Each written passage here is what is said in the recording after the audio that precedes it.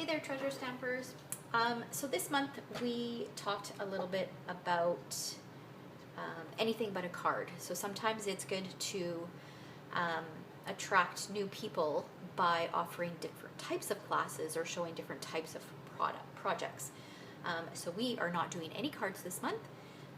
If you watched our Zoom meeting, then you'll kind of get my reasoning behind occasionally doing stuff like this. But let's go right into this video is actually showing you the make and takes. So let's go ahead and get started. If you want training on how to use those, then go ahead and watch the November Zoom training team meeting recording. Okay, so first up, we've got this cute little box done with the Year of Cheer DSP. Actually, it's not really a box, it's more like a bag.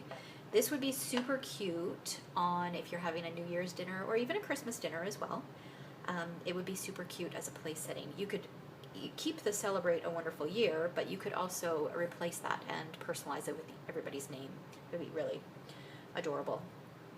Okay, so let's go ahead and get started. Now, I got this idea from, I believe it was the Poodles website. Okay, so it's great because no weird sizes. We start with a 6x6 piece of DSP. And we are going to put it in the corner and then score at 1.5 inches, 4.5 inches. We're going to rotate it a quarter of a turn, put it back in the corner, and we're going to score it at 2.25 inches and 3 3/4 inches.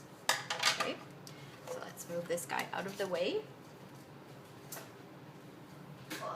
Okay, now what you're going to do is, actually let's fold along the score line so that you guys can see it a little bit better here. I'm just going to fold. I love this DSP because it's just a little bit thicker than our other DSP as well. But you could definitely do this with any of our DSP. If you were doing a birthday party, that foil one, the craft with the foil accents, that would be really pretty.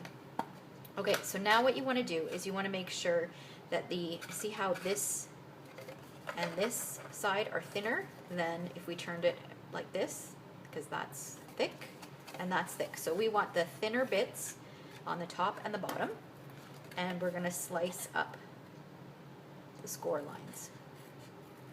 And I should have probably had one done, but oh well.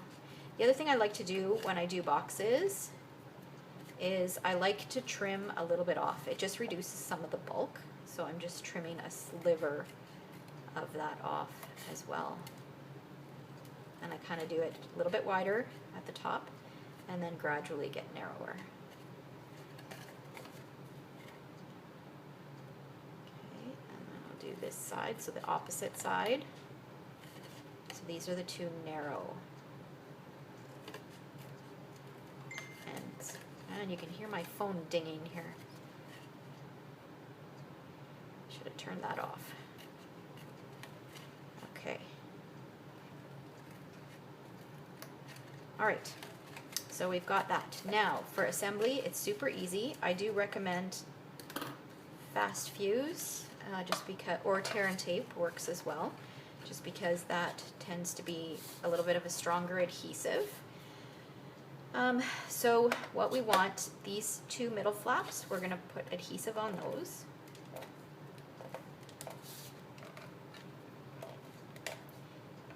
And then we're going to fold this back and put adhesive on this inside part.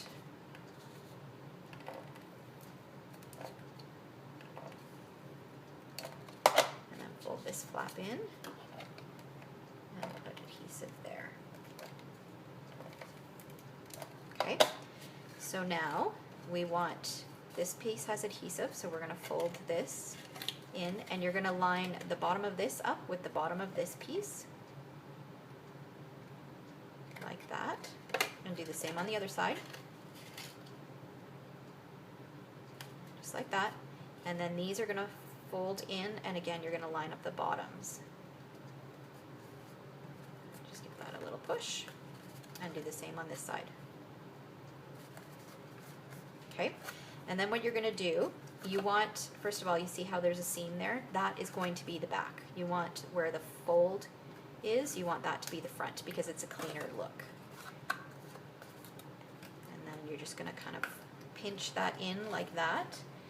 And now on my sample, I used the 1/4 inch punch. Now you can see the knot went through. Can you see that there? The knot went through the hole. So I'm going to try the 1/8 inch punch, handheld punch, and see how it works this time. I'm hoping that I can get the ribbon through and that the knot doesn't go through. Just make sure it's kind of in the center and punch that. And now I've got some of the silver edged ribbon. It's kind of like a satin ribbon. I can't remember the official name of it. But what I'm going to do, this is about, I think it's 16 inches. I'm going to feed it through from the front, go to the back, and pull. And then I'm going to take the back piece and come back through the front. So it's going to go over and through the front.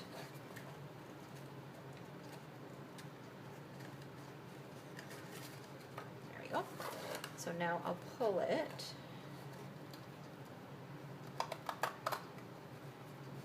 So it's pretty even. That looks pretty good. Okay, and then I'm going to tie my bow.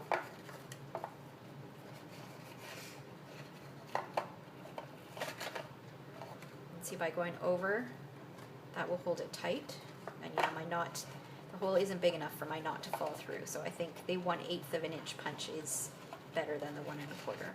And boy, the ribbon is really long, so you got lots of ribbon to work with here. So I'll trim up those ends, but now to decorate it, what I did was I used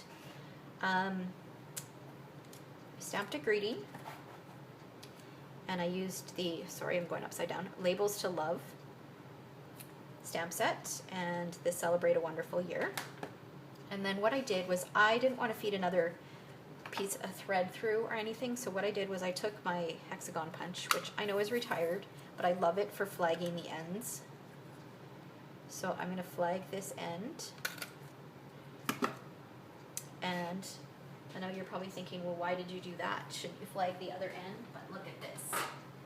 I'm going to take a mini glue dot and stick it right behind that flag. And then this is going to tuck like right where that knot is.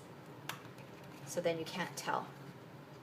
So it fits nicely right under there rather than having a straight edge. Okay, so do that. And then I've got one of our little Year of Cheer embellishments. This one is in gold. I'm just going to use a little mini glue dot and just kind of tuck that right under there. Position it where I want. And there we go. So those ends need to be trimmed, but so you can see it looks beautiful. It doesn't matter what pattern paper you use. Okay, so that was the first make and take for this month. Now I'll just slide all this stuff off to the side and we'll go into the next one. So remember, we're doing anything but a card. So now we've got this little candy pouch. Now this is super simple, and this is something after Remembrance Day I will keep a couple of these in my purse.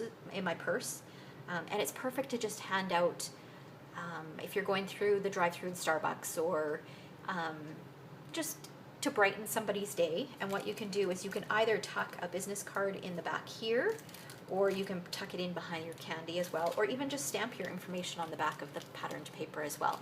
And that way when you hand it out, if they decide that they would like to make little treats like this, they have your contact information as well. Okay, so to make this is really, really simple. What you're going to do is you're going to use, this is the Quilted DSP, it's a 6x6 paper pack.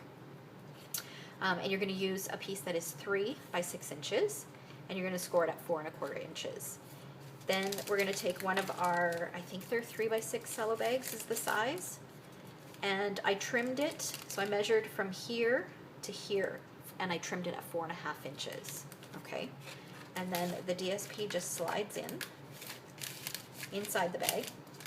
So at this point, this is when you would tuck your business card in, or you would make sure you stamp it before you do anything further. And I want the candies on top of this folded piece here.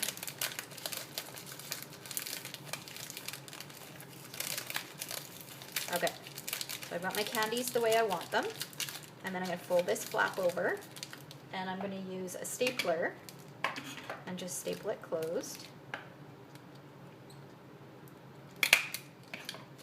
Okay, and then what I've done is I've used the quilt builder, I think is what they're called, quilt builder framelits. So I used this guy and this guy to cut out this shape right here. And then I stamped the flower image from the Christmas quilt stamp set, so this guy, and cut it out using this framelit from the quilt builder set. And now I'm just going to layer them.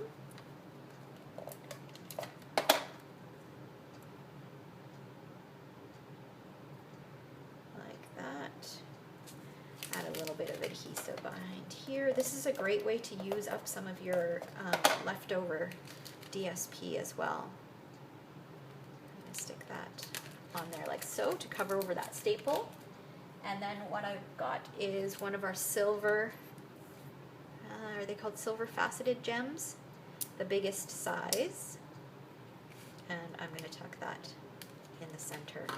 And there you go. Super cute little candy pouch. And that took all of, what, 2 minutes to make? Takes no time whatsoever. And it's a cute little package that would bring a smile to somebody's face. Okay, now last project is this guy here. So I absolutely love these acetate boxes. I certainly hope that they carry over to the next catalog because I've been using them like crazy. I must have gone through 10 packages already. I just love them. They're great for all sorts of things. Not only do they hold 5 cards, but you can put chocolates inside. You could put a bunch of these candies inside.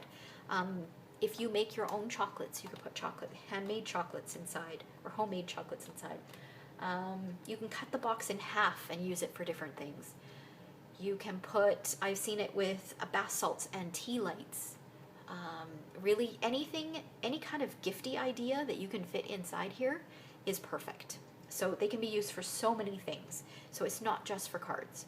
And you really want to let your customers know that, because if they can see the versatility in product, then the more they will purchase. Okay, so I'm not going to show you how to assemble the box. The box is pretty straightforward. And then I took a 1.5 inch strip of DSP. Again, you can use any patterned paper, wrap it around. I used the Just For You from the tag set that's in the holiday catalog. Merry Little Tags, I think that's what it's called. Stamped it in black, cut it out with an oval, added a scallop oval behind. But what I do want to show you is how I did this. Okay, so let me grab some scrap paper because we are going to use some glitter. And we've got one of our sprigs, and I forgot something. I'll be right back. We're going to use embossing paste, Dazzling Diamonds glitter, and the other thing you're going to want is one of our palette knives. Okay, so first thing that we're going to do is we're going to open up our embossing paste. I'm going to have this open as well and ready. And I'm just going to scoop out a little bit of this and start brushing it on. And I'm not going to worry, ooh, I hope that didn't hit my phone. I'm not going to worry too much about how thick it is. I just want to make sure that there's a fair bit of coverage so it looks like it's actually a buildup of snow. I'm getting kind of inside there as well. And once I'm happy with that, then I will cover this over, because remember, you don't want to leave the lid off of this for very long. It dries really quickly, and you're going to want to clean this pretty quick as well. And then I am just going to dip this in here and just make sure that all of that paste is covered with sparkly goodness. All right, and there we go. And then we'll set it aside to dry. And it probably takes, I don't know, maybe 5 minutes or so to dry before you're ready to put it on your project. I do find that a little dab of hot glue is the best way to stick it to the project, or these sprigs to the project. Okay, and then I just added a little bow with some jute twine on there, and it's good to go. All right, so I hope you enjoyed the projects this month. They're kind of fun and something a little different. I was kind of getting tired of making cards, so it was time to switch it up a little bit. All right, so thanks for watching.